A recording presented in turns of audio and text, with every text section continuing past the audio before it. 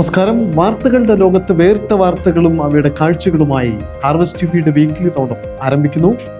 പ്രധാന തലക്കെട്ടുകൾ നോക്കാം, ശേഷം വിശദമായ വാർത്തകൾ.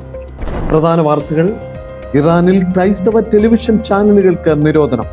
പേർഷ്യൻ ഭാഷയിലുള്ള ക്രിസ്ത്യൻ ചാനലുകൾ കാണുന്നതും ക്രിസ്തീയ പരിപാടികൾ അവതരിപ്പിക്കുന്നതും ഇനി കുറ്റകരം. കടുത്ത ശിക്ഷ നേരിടേണ്ടി വരുമെന്ന് ഭരണകൂടം. ഒഡീഷയിലെ കാണ്ടമാൽ ക്രൈസ്തവ വിരുദ്ധ കലാപം. കാണാതായ റിപ്പോർട്ട് കണ്ടെത്താൻ വീണ്ടും സർക്കാരിന്റെ അന്വേഷണം. നൈജീരിയയിൽ വീണ്ടും ഭീകരാക്രമണം.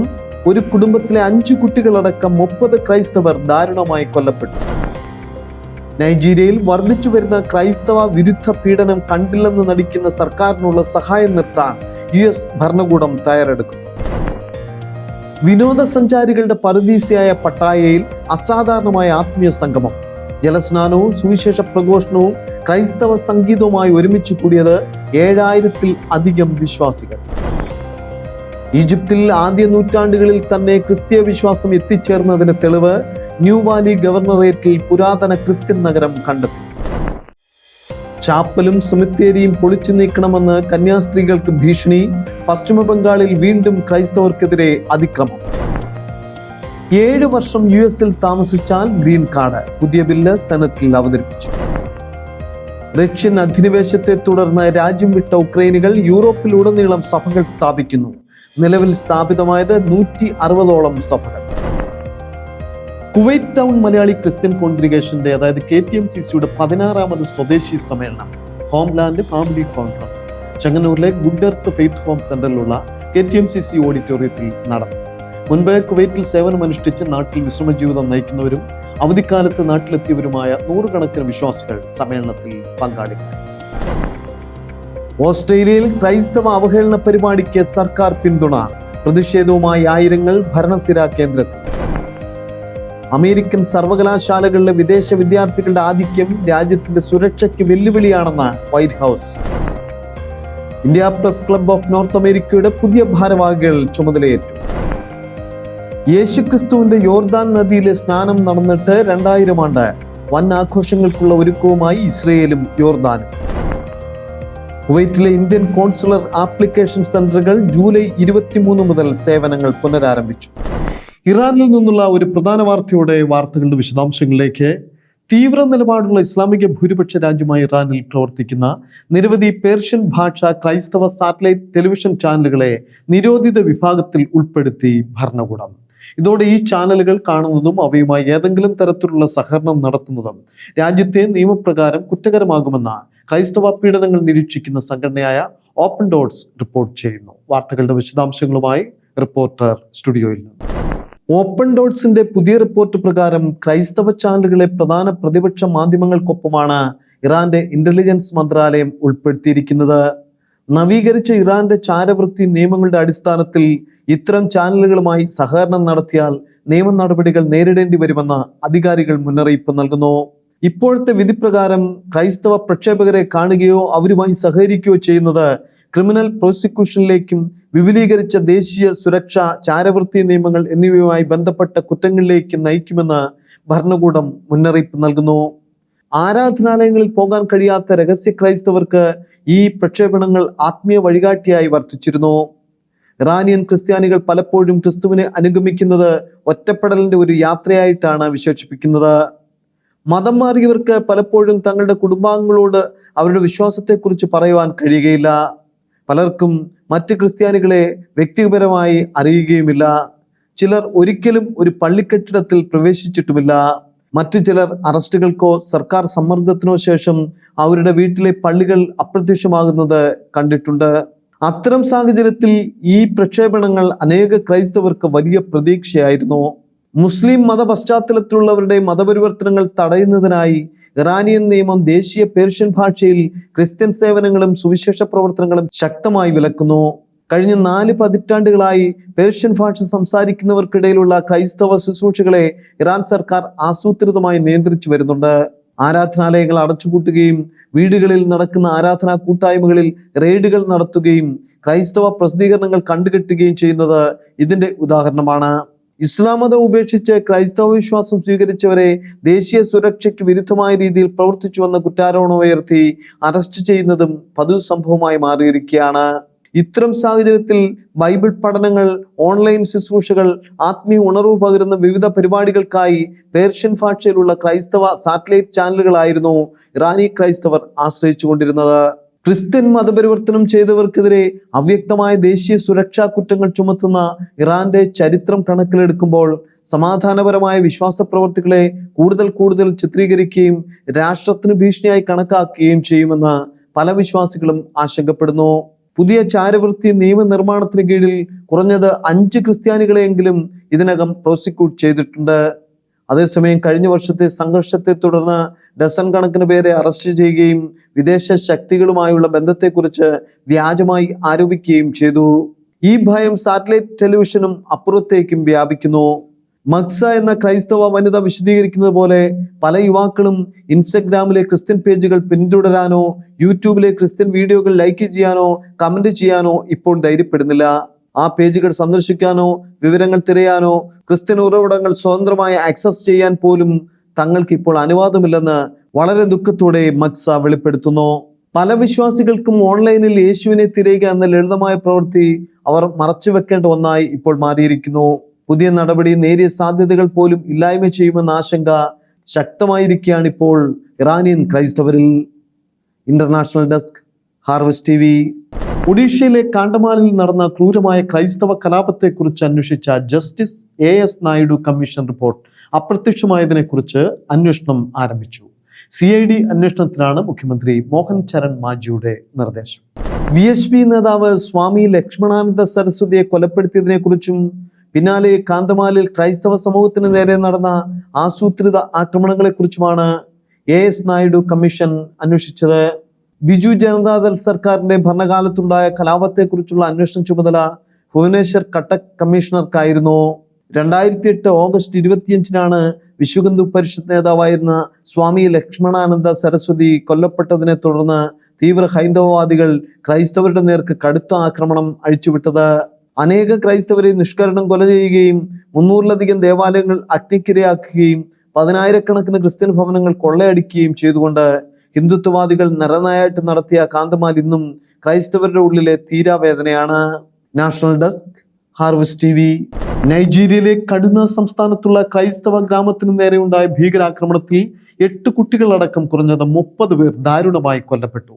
തെക്കൻ കടുനയിൽ സ്ഥിതി ചെയ്യുന്ന നരിഡോൺ ഗ്രാമത്തിലാണ് ഇസ്ലാമിക് ഭീകരർ എന്ന് സംശയിക്കുന്നവർ ക്രൂരമായ ആക്രമണം അഴിച്ചുവിട്ടത്. ഒരു കുടുംബത്തിലെ 5 കുട്ടികളടക്കം ദാരുണമായി കൊല ചെയ്യപ്പെട്ടു.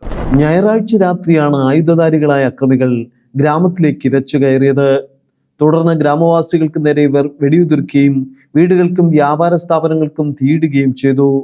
മണിക്കൂറുകളോളം നീണ്ടുനിന്ന താണ്ഡവത്തിൽ സ്ത്രീകളും കുട്ടികളും പ്രായമായവരും കൊല്ലപ്പെട്ടു. ഗ്രാമത്തിന്റെ ഭൂരിഭാഗവും അക്രമികൾ അഗ്നിക്കിരയാക്കി.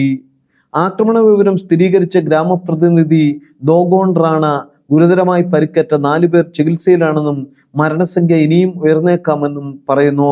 ഒരു കുടുംബത്തിലെ 5 കുട്ടികളാണ് ഒറ്റ രാത്രി കൊണ്ട് കൊല്ലപ്പെട്ടത്. ഈ കുടുംബത്തിൽ അവശേഷിക്കുന്ന ഒരേ ഒരു കുട്ടി ഗുരുതരാവസ്ഥയിൽ ജീവന് വേണ്ടി പോരാടുകയാണ് ആശുപത്രിയിൽ ഇപ്പോൾ.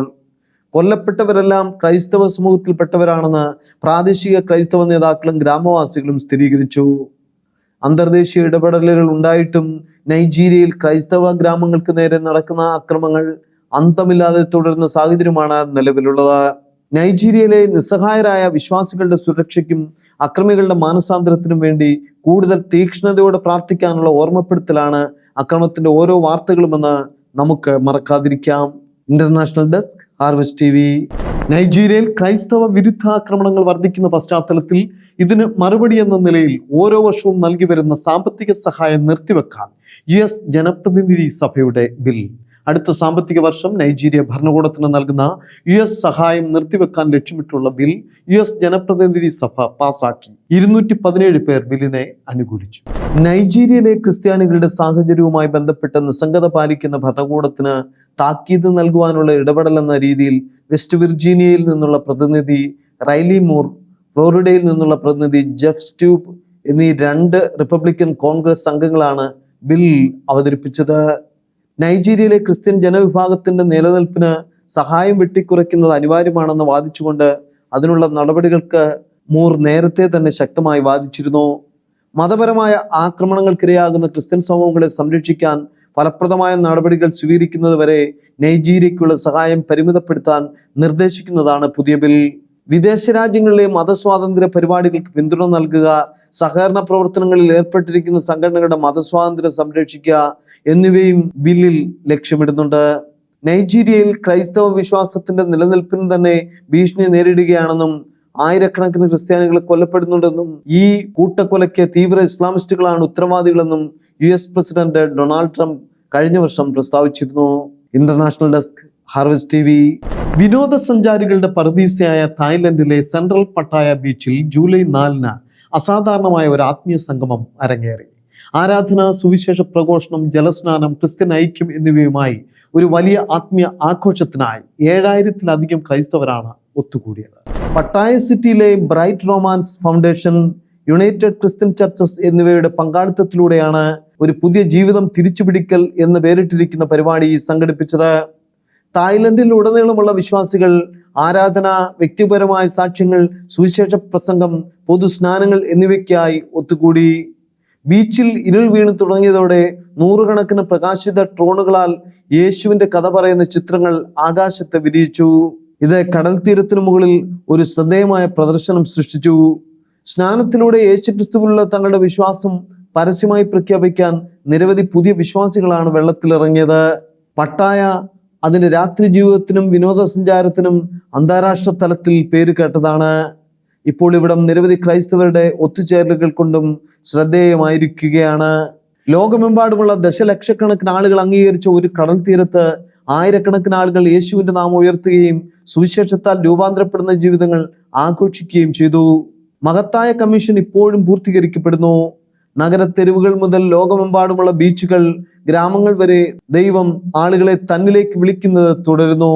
എല്ലാ ജനതകളുമായും ക്രിസ്തുവിന്റെ പ്രത്യാശ പങ്കുവെക്കാനുള്ള അവിശ്വസനീയമായ ഒരു സമയമായിരുന്നു ഇതെന്ന് സംഘാടകർ പറയുന്നു. International desk, harvest TV.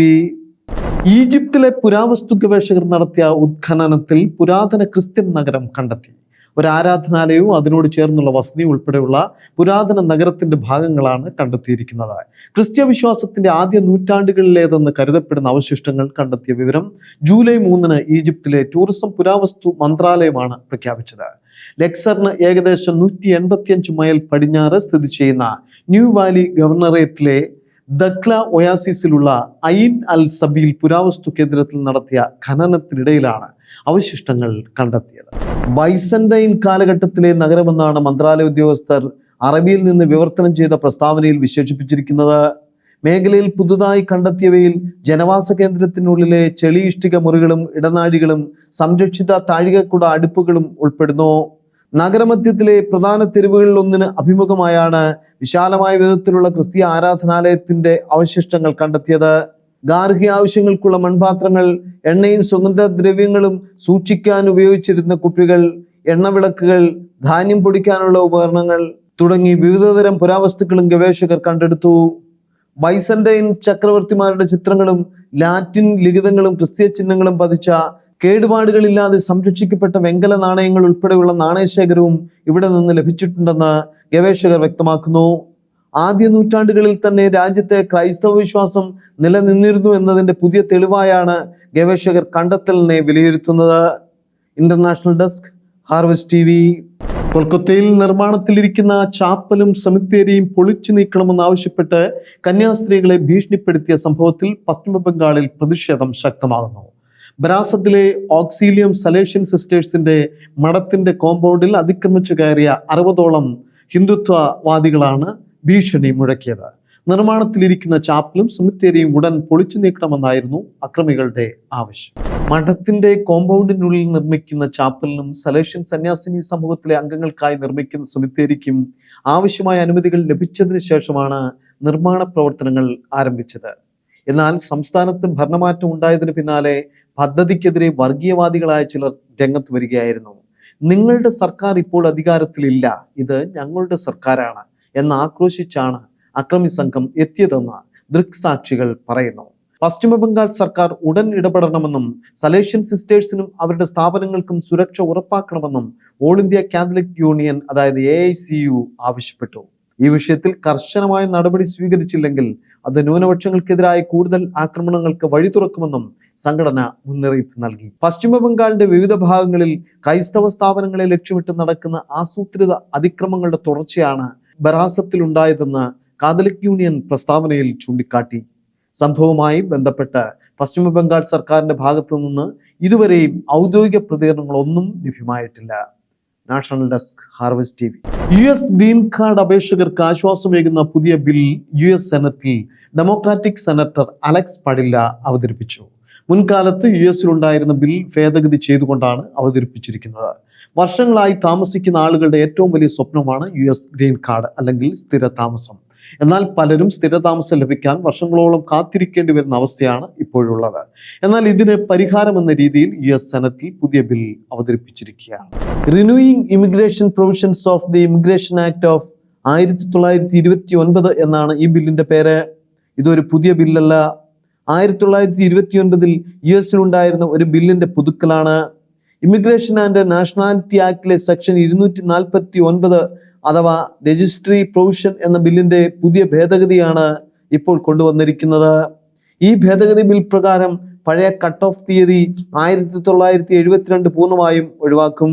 പകരം റോളിംഗ് 7-year റെസിഡൻസി എന്നത് മാനദണ്ഡമാക്കി കൊണ്ടുവരും. ഏത് വർഷത്തിൽ US-ലെത്തിയാലും തുടർച്ചയായി 7 വർഷം നിയമപരമായി താമസിച്ചിട്ടുള്ള ഏത് വ്യക്തിക്കും ഗ്രീൻ കാർഡിന് അപേക്ഷിക്കാം.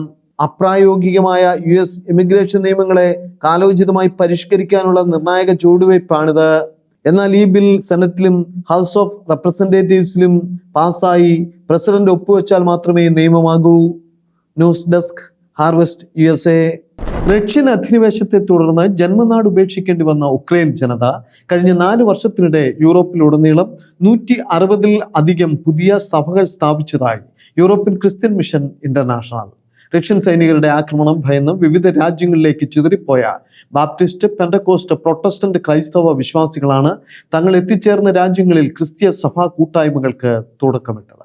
ഉക്രൈൻ റഷ്യ യുദ്ധം കാരണമുണ്ടായ വർദ്ധിച്ച തോതിലുള്ള പലായനം ഇന്ന് യൂറോപ്പിലുടനീളം വലിയൊരു സുവിശേഷ മുന്നേറ്റമായി മാറിക്കൊണ്ടിരിക്കുകയാണ്. വലിയ വേദനയും നഷ്ടങ്ങളും പേറുമ്പോഴും ഉക്രൈൻ വിശ്വാസികൾ പോകുന്നിടത്തെല്ലാം ക്രിസ്തുവിലുള്ള പ്രത്യാശ പങ്കുവെക്കുകയും അവർ ഒരുമിച്ച് കൂടി ദൈവത്തെ ഉയർത്താൻ ശ്രമിക്കുകയുമാണ്. പോളണ്ടിൽ നടന്ന Ukrainian Baptist churches in Europe കോൺഫറൻസിൽ പങ്കെടുത്ത ECMI സ്ട്രാറ്റജിക് പാർട്ട്ണർഷിപ്പ് ഡയറക്ടറും ലോസാൻ യൂറോപ്പ് കോ റീജിയണൽ ഡയറക്ടറുമായ ജിം മെമ്മറി ഭൂഖണ്ഡത്തിലുടനീളം ഉക്രൈൻ ക്രിസ്ത്യാനികളിലൂടെ നടക്കുന്ന പ്രവർത്തനങ്ങളെ ഏറെ പ്രതീക്ഷയോടെയാണ് വിലയിരുത്തുന്നത്. ചിതറിപ്പോയവർ ചെന്നു ചേർന്ന ഇടങ്ങളിലെല്ലാം അവർ ഉക്രൈൻ കമ്മ്യൂണിറ്റിയായി ഒരുമിച്ച് നിൽക്കുകയും എല്ലാറ്റിനും ഉപരിയായി ആത്മീയതയ്ക്ക് പ്രാധാന്യം നൽകി വരികയുമാണെന്ന് ജിം മെമ്മറി പറയുന്നു. International desk, harvest TV. KTMCC homeland family conference ചെങ്ങന്നൂരിൽ സമാപിച്ചു. പ്രവാസികൾ അറിഞ്ഞിരിക്കേണ്ട നിയമപരമായ വിഷയങ്ങളെക്കുറിച്ചുള്ള ബോധവൽക്കരണ ക്ലാസുകളും അനുഭവങ്ങൾ പങ്കുവയ്ക്കലും ഉൾപ്പെട്ട പരിപാടികൾക്ക് vice president advocate John Thomas അധ്യക്ഷത വഹിച്ചു. ഗോഡ്ലി ഫിലിപ്പ് സ്വാഗതം ആശംസിച്ചു. പാസ്റ്റർ എബ്രഹാം ജോർജ് പ്രാർത്ഥനയോടെ സമ്മേളനം ഉദ്ഘാടനം ചെയ്തു.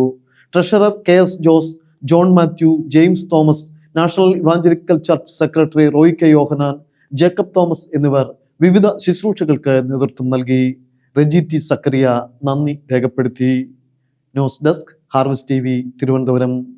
ഓസ്ട്രേലിയയിലെ ന്യൂ സൗത്ത് വെയിൽസിൽ സർക്കാർ ധനസഹായത്തോടെ നടത്താനിരിക്കുന്ന ക്രൈസ്തവ അവഹേളന പരിപാടിക്കെതിരെ പ്രതിഷേധം ശക്തം. ഡിവൈൻ പ്ലേ ഹൗസ് എന്ന പേരിൽ ക്രൈസ്തവ വിശ്വാസത്തെയും വിശുദ്ധ ചിഹ്നങ്ങളെയും പ്രതീകങ്ങളെയും പരിഹസിക്കുന്ന തരത്തിൽ പരിപാടികൾ സംഘടിപ്പിക്കുന്ന വേദിക്ക് സർക്കാർ പിന്തുണ നൽകുന്നത് അംഗീകരിക്കാനാകില്ലെന്നാവശ്യപ്പെട്ട് ആയിരക്കണക്കിന് ആളുകൾ ഒപ്പുവെച്ച ഹർജി ഇപ്പോൾ ഭരണകൂടത്തിന് സമർപ്പിക്കപ്പെട്ടിരിക്കുകയാണ്.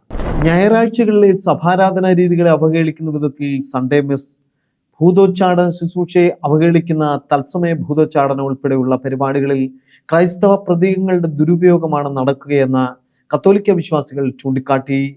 യേശുക്രിസ്തുവിനെയും കുരിശിനെയും ക്രൈസ്തവ വിശ്വാസത്തെയും പരിഹസിക്കുന്ന രീതിയിലാണ് വേദിയുടെ പ്രചാരണവും പരിപാടികളുമെന്ന് വിശ്വാസികൾ പറയുന്നു. മറ്റു മതവിഭാഗങ്ങൾക്ക് ലഭിക്കുന്നത് പോലെ ബഹുമാനവും സംരക്ഷണവും ക്രൈസ്തവ സമൂഹത്തിന് ലഭിക്കേണ്ടതുണ്ടെന്ന് ഹർജി തയ്യാറാക്കിയ കൃഷ്ണ പറയുന്നു. ന്യൂ സൗത്ത് വെയിൽസ് സർക്കാർ ക്രിസ്തീയ സമൂഹത്തോട് പരസ്യമായി മാപ്പ് പറയുകയും വേദിക്കുള്ള സർക്കാർ പിന്തുണ പിൻവലിക്കണമെന്നും ഹർജിയിൽ ആവശ്യപ്പെടുന്നു. സമാധാനപരമായ പ്രാർത്ഥനാ കൂട്ടായ്മകൾ സംഘടിപ്പിച്ചാണ് പ്രതിഷേധ പരിപാടികൾ ക്രമീകരിക്കുന്നതെന്ന് അദ്ദേഹം പറഞ്ഞു. ക്രിസ്തീയ അവഹേളനത്തിൽ പരിഹാരവുമായി കഴിഞ്ഞ ദിവസം നിരവധി പേർ ഈ കേന്ദ്രത്തിന് പുറത്ത് പ്രാർത്ഥിച്ചിരുന്നു. നേരത്തെ $1,00,000 ധനസഹായം ഡിവൈൻ പ്ലേ ഹൗസിന് സർക്കാർ അനുവദിച്ചത് വലിയ വിവാദത്തിന് തിരികൊളുത്തിയിരുന്നു. International desk, harvest TV. American സർവകലാശാലകളിലെ സയൻസ് ടെക്നോളജി കോഴ്സുകളിൽ വിദേശ വിദ്യാർത്ഥികളുടെ ആധിക്യം രാജ്യത്തിന്റെ സുരക്ഷയ്ക്ക് വെല്ലുവിളിയാണെന്ന് വൈറ്റ് ഹൗസ് റിപ്പോർട്ട്. ജൂലൈ 21 പുറത്തിറക്കിയ science a new golden age എന്ന റിപ്പോർട്ടിലാണ് ട്രംപ് ഭരണകൂടം ഈ വിലയിരുത്തൽ നടത്തിയിരിക്കുന്നത്. രാജ്യസുരക്ഷയ്ക്ക് കൂടുതൽ ഊന്നൽ നൽകുന്നതിന്റെ ഭാഗമായി രാജ്യത്തെ ടെക്നോളജി കോഴ്സുകളിൽ വിദേശ വിദ്യാർത്ഥികളുടെ ആധിക്യം കുറയ്ക്കാൻ അമേരിക്ക തയ്യാറെടുക്കുകയാണ്.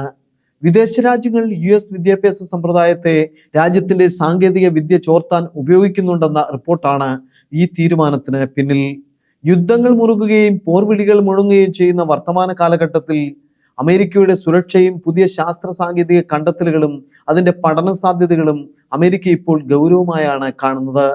വിദേശ വിദ്യാർത്ഥികളിലൂടെ രാജ്യത്തിന്റെ സാങ്കേതിക വിദ്യകൾ ചോർത്തപ്പെടുന്നു എന്ന സംശയം ഇപ്പോൾ ബലപ്പെട്ടിരിക്കുകയാണ്. നിലവിൽ വിസ നിയമങ്ങളിലോ പ്രവേശന നിയമങ്ങളിലോ മാറ്റങ്ങൾ പ്രഖ്യാപിച്ചിട്ടില്ലെങ്കിലും അമേരിക്കൻ തദ്ദേശീയ വിദ്യാർത്ഥികൾക്ക് കൂടുതൽ മുൻഗണന ഇക്കാര്യത്തിൽ നൽകാനും ആഭ്യന്തര ഗവേഷകരെ പ്രോത്സാഹിപ്പിക്കാനുമാണ് പുതിയ നീക്കം. ഭാവിയിൽ അമേരിക്കയിൽ സുരക്ഷാ മാനദണ്ഡങ്ങൾ കർശനമാക്കുന്നത് ഇന്ത്യക്കാർ ഉൾപ്പെടെയുള്ള വിദേശ വിദ്യാർത്ഥികളെ കാര്യമായി ബാധിച്ചേക്കാമെന്ന് അവിടെ നിന്നുള്ള റിപ്പോർട്ടുകൾ സൂചിപ്പിക്കുന്നു. News desk, harvest USA. India press club of north America, അതായത് IPCNA ഹൂസ്റ്റൺ ചാപ്റ്ററിന്റെ 2026-2027 വർഷത്തേക്കുള്ള ഭാരവാഹികളുടെ സ്ഥാനാരോഹണവും IPCNA ദേശീയ ഭാരവാഹികളുടെ സ്ഥാനാരോഹണവും ഓഗസ്റ്റ് 2 ഹൂസ്റ്റണിലെ വിൻഡ്ഹാം ഹോട്ടലിൽ നടന്നു. ദേശീയ president Raju Pallath, secretary Anil Aranmula, treasurer Jayan Joseph, advisory board chairman Sunil Tristar, president elect Shijo Paulose എന്നിവരുടെ നേതൃത്വത്തിൽ ദേശീയ ഭാരവാഹികൾ സ്ഥാനമേറ്റു. ഹൂസ്റ്റൺ ചാപ്റ്ററിന്റെ പുതിയ ഭാരവാഹികളായി Finny Raju Houston president, Jimon Ranni secretary, Viju Varghese treasurer, Motty Mathew vice president, doctor Raina Rock joint secretary, Saji Pullad joint treasurer എന്നിവർ ചുമതലയേറ്റു. ചടങ്ങിൽ IPCNA അംഗങ്ങളായ ഹൂസ്റ്റൺ ചാപ്റ്ററിന്റെ മുൻ പ്രസിഡന്റുമാരെ അവരുടെ സേവനങ്ങളെ ആദരിച്ച് പ്രത്യേകമായി അനുമോദിച്ചു. IPCNA അംഗങ്ങൾ, വിവിധ ചാപ്റ്റർ പ്രതിനിധികൾ, മാധ്യമ പ്രവർത്തകർ, സാമൂഹിക സാംസ്കാരിക രംഗത്തെ പ്രമുഖർ എന്നിവർ ചടങ്ങിൽ പങ്കെടുത്തു. ഇനി ഗൾഫ് പ്രവാസി മേഖലയിലെ വാർത്തകളും വിശേഷങ്ങളുമായി അറേബ്യൻ ന്യൂസ്.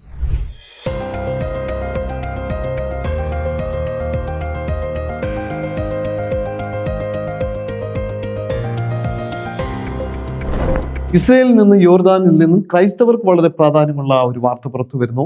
യേശുക്രിസ്തു യോർദാൻ നദിയിൽ സ്നാനമേറ്റതിന്റെ 2000 വർഷങ്ങളെ ആഘോഷമാക്കി 2030 ആഘോഷങ്ങൾക്കായി ഇസ്രയേൽ വിദേശകാര്യ മന്ത്രാലയം ഒരുക്കങ്ങൾ ആരംഭിച്ചു.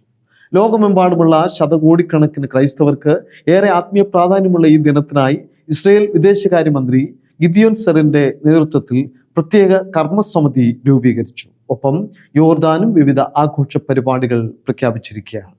ക്രിസ്തീയ സഭാ തലവന്മാരുമായുള്ള ബന്ധം ദൃഢമാക്കാനും ദശലക്ഷക്കണക്കിന് തീർത്ഥാടകരെ സ്വീകരിക്കാനുമുള്ള ഒരുക്കങ്ങൾക്കാണ് ഇസ്രയേൽ തുടക്കമിട്ടിരിക്കുന്നത്. ക്രൈസ്തവ ലോകത്തിനായുള്ള ഇസ്രയേലിന്റെ പ്രത്യേക പ്രതിനിധി അംബാസിഡർ ജോർജ് ദീക്കിനാണ് സമിതിയുടെ ചുമതല. യോർദാൻ നദിയുടെ പടിഞ്ഞാറൻ തീരത്തുള്ള ഖസർ എൽ യഹൂദ് എന്ന സ്ഥലത്താണ് ഇസ്രയേൽ ഇതിനുള്ള ക്രമീകരണങ്ങൾ നടത്തുന്നത്. അതേസമയം നദിയുടെ മറുതീരത്തുള്ള പ്രശസ്തമായ അൽ മക്താസ്, അതായത് ബദനി തീർത്ഥാടന കേന്ദ്രത്തിൽ അയൽ രാജ്യമായ യോർദാനും വിപുലമായ വികസന പ്രവർത്തനങ്ങൾ ആരംഭിച്ചിട്ടുണ്ട്. കർദിനാൾ പിയർ ബാറ്റിസ പിസബല ഉൾപ്പെടെയുള്ള പ്രമുഖ സഭാധ്യക്ഷന്മാരെ പങ്കെടുപ്പിച്ച് ജോർദാനിലെ അബ്ദുള്ള രണ്ടാമൻ രാജാവ് പ്രത്യേക യോഗം വിളിച്ചു ചേർക്കുകയും തീർത്ഥാടകർക്കായുള്ള അടിസ്ഥാന സൗകര്യങ്ങൾ വർദ്ധിപ്പിക്കുമെന്ന് പ്രഖ്യാപിക്കുകയും ചെയ്തിട്ടുണ്ട്. News desk, harvest Arabia. കുവൈറ്റിലെ ഇന്ത്യൻ കോൺസുലർ ആപ്ലിക്കേഷൻ സെന്ററുകൾ ജൂലൈ 23 മുതൽ സേവനങ്ങൾ പുനരാരംഭിച്ചു. സെന്ററുകൾ വഴിയുള്ള കോൺസുലർ, പാസ്പോർട്ട്, വിസ, അറ്റസ്റ്റേഷൻ സേവനങ്ങളാണ് പുനരാരംഭിച്ചത്. കുവൈറ്റിലെ ഇന്ത്യൻ എംബസിയാണ് വിവരം അറിയിച്ചത്. DU ഡിജിറ്റൽ ഗ്ലോബലാണ് സെന്ററുകൾ നടത്തുക. നടപടിക്രമങ്ങൾ പാലിച്ച് കുവൈറ്റിലെ അപേക്ഷകൾക്ക് കോൺസുലർ സേവനങ്ങൾ നൽകും. 3 ആപ്ലിക്കേഷൻ സെന്ററുകളും ദിവസവും രാവിലെ 8 മണി മുതൽ വൈകുന്നേരം 6 മണി വരെയാണ് പ്രവർത്തിക്കുക. ഇന്നത്തെ പ്രധാന വാർത്തകൾ ഒരിക്കൽ കൂടി. പ്രധാന വാർത്തകൾ: ഇറാനിൽ ക്രൈസ്തവ ടെലിവിഷൻ ചാനലുകൾക്ക് നിരോധനം. പേർഷ്യൻ ഭാഷയിലുള്ള ക്രിസ്ത്യൻ ചാനലുകൾ കാണുന്നതും ക്രിസ്തീയ പരിപാടികൾ അവതരിപ്പിക്കുന്നതും ഇനി കുറ്റകരം. കടുത്ത ശിക്ഷ നേരിടേണ്ടി വരുമെന്ന് ഭരണകൂടം. ഒഡീഷയിലെ കാണ്ടമാൽ ക്രൈസ്തവ വിരുദ്ധ കലാപം, കാണാതായ റിപ്പോർട്ട് കണ്ടെത്താൻ വീണ്ടും സർക്കാരിന്റെ അന്വേഷണം. നൈജീരിയയിൽ വീണ്ടും ഭീകരാക്രമണം. ഒരു കുടുംബത്തിലെ 5 കുട്ടികളടക്കം 30 ക്രൈസ്തവർ ദാരുണമായി കൊല്ലപ്പെട്ടു. നൈജീരിയയിൽ വർദ്ധിച്ചു വരുന്ന ക്രൈസ്തവ വിരുദ്ധ പീഡനം കണ്ടില്ലെന്ന് നടിക്കുന്ന സർക്കാരിനുള്ള സഹായം നിർത്താൻ US ഭരണകൂടം തയ്യാറെടുക്കുന്നു. വിനോദസഞ്ചാരികളുടെ പറുദീസയായ പട്ടായയിൽ അസാധാരണമായ ആത്മീയ സംഗമം. ജലസ്നാനവും സുവിശേഷ പ്രഘോഷണവും ക്രൈസ്തവ സംഗീതവുമായി ഒരുമിച്ച് കൂടിയത് 7000-ൽ അധികം വിശ്വാസികൾ. ഈജിപ്തിൽ ആദ്യ നൂറ്റാണ്ടുകളിൽ തന്നെ ക്രിസ്തീയ വിശ്വാസം എത്തിച്ചേർന്നതിന് തെളിവ് ന്യൂ വാലി ഗവർണറേറ്റിൽ പുരാതന ക്രിസ്ത്യൻ നഗരം കണ്ടെത്തി. ചാപ്പലും സെമിത്തേരിയും പൊളിച്ചു നീക്കണമെന്ന് കന്യാസ്ത്രീകൾക്ക് ഭീഷണി. പശ്ചിമ ബംഗാളിൽ വീണ്ടും ക്രൈസ്തവർക്കെതിരെ അതിക്രമം. 7 വർഷം US-ൽ താമസിച്ചാൽ ഗ്രീൻ കാർഡ്. പുതിയ ബില്ല് സെനറ്റിൽ അവതരിപ്പിച്ചു. റഷ്യൻ അധിനിവേശത്തെ തുടർന്ന് രാജ്യം വിട്ട ഉക്രൈനികൾ യൂറോപ്പിലുടനീളം സഭകൾ സ്ഥാപിക്കുന്നു. നിലവിൽ സ്ഥാപിതമായത് 160ഓളം സഭകൾ. കുവൈറ്റ് ടൗൺ മലയാളി ക്രിസ്ത്യൻ കോൺഗ്രിഗേഷന്റെ അതായത് KTMCCയുടെ 16ാമത് സ്വദേശി സമ്മേളനം ഹോംലാൻഡ് ഫാമിലി കോൺഫറൻസ് ചെങ്ങന്നൂരിലെ ഗുഡ് എർത്ത് ഫെയ്ത്ത് ഹോം സെന്ററിലുള്ള KTMCC ഓഡിറ്റോറിയത്തിൽ നടന്നു. മുൻപ് കുവൈറ്റിൽ സേവനമനുഷ്ഠിച്ച് നാട്ടിൽ വിശ്രമജീവിതം നയിക്കുന്നവരും അവധിക്കാലത്ത് നാട്ടിലെത്തിയവരുമായ 100 കണക്കിന് വിശ്വാസികൾ സമ്മേളനത്തിൽ പങ്കാളികളായി. ഓസ്ട്രേലിയയിൽ ക്രൈസ്തവ അവഹേളന പരിപാടിക്ക് സർക്കാർ പിന്തുണ. പ്രതിഷേധവുമായി ആയിരങ്ങൾ ഭരണസിരാ കേന്ദ്രത്തിൽ. അമേരിക്കൻ സർവകലാശാലകളിലെ വിദേശ വിദ്യാർത്ഥികളുടെ ആധിക്യം രാജ്യത്തിന്റെ സുരക്ഷയ്ക്ക് വെല്ലുവിളിയാണെന്ന് White House. India press club of North അമേരിക്കയുടെ പുതിയ ഭാരവാഹികൾ ചുമതലയേറ്റു. യേശുക്രിസ്തുവിന്റെ യോർദാൻ നദിയിലെ സ്നാനം നടന്നിട്ട് 2000 ആണ്ട്. വൻ ആഘോഷങ്ങൾക്കുള്ള ഒരുക്കവുമായി ഇസ്രയേലും യോർദാനും. കുവൈറ്റിലെ ഇന്ത്യൻ കോൺസുലർ ആപ്ലിക്കേഷൻ സെന്ററുകൾ ജൂലൈ 23 മുതൽ സേവനങ്ങൾ പുനരാരംഭിച്ചു. വീക്ക്ലി റൗണ്ട് പൂർണ്ണമാകുന്നു. ഈ ബുള്ളറ്റിന്റെ പുനഃസംപ്രേഷണം ചൊവ്വാഴ്ച രാവിലെ 8:30 കാണാം. ഹാർവസ്റ്റ് TV കേരളത്തിൽ ഞായറാഴ്ച രാത്രി 11:30 തിങ്കളാഴ്ച രാവിലെ 8 മണിക്കും. നമസ്കാരം.